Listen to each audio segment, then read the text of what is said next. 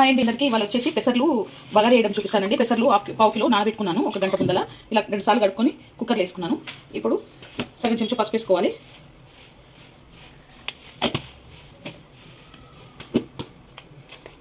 ఒక చెంచా ఉప్పు వేసుకోవాలి.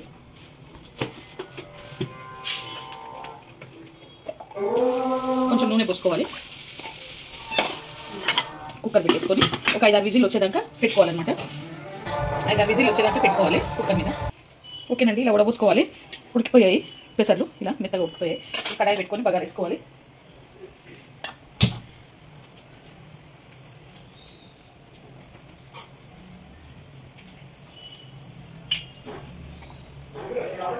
ఒక 2 పావుల నూనె పోసుకోవాలి.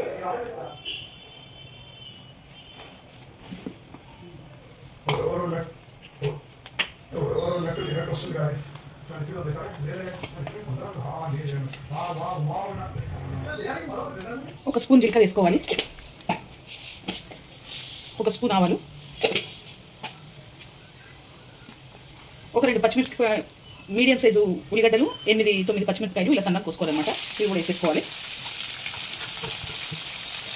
వేసేసుకొని బాగా కలుపుకోవాలి. ఎల్లిపాయలు కూడా వేసుకోవచ్చు, కానీ నేను వేస్తలేను. ఇప్పుడు వినాయకుడికి నైవేద్యం అండి, అందుకే చూస్తున్నాను.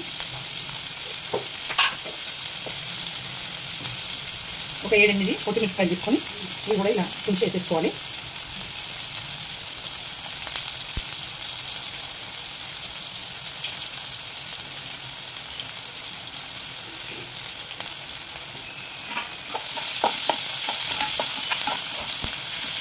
ఇవి కొంచెం ఎదగ కావాలి. ఇప్పుడు దీంట్లోనే కరివేపాకు ఒక 7-8 రెమ్మల కరివేపాకు వేసుకుంటున్నాను.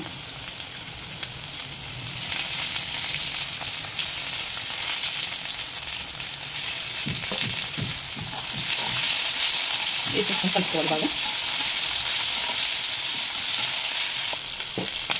పసుపు వేసుకోవాలండి. 7 చెంచా పసుపు వేసుకున్నాను. ఇందాక ఆల్రెడీ వేసాను కదా, అంటే కొంచెం వేసుకుంటున్నాను. సాల్ట్ కూడా ఇందాక వేసాను కాబట్టి ఇప్పుడు కొంచెం వేసుకుంటున్నాను. 7 చెంచా సాల్ట్ వేసుకుంటున్నాను.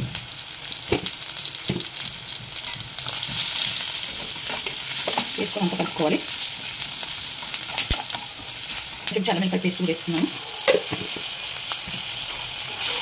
వేసుకొని బాగా కలుపుకోవాలి. ఇప్పుడు ఈ పెసర్లు వేసేసుకోవాలి.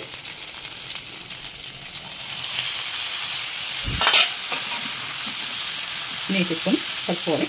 మంట సిమ్లో పెట్టుకోవాలి. ఓకేనండి, లాస్ట్గా కొత్తిమీర వేసేసుకోవాలి.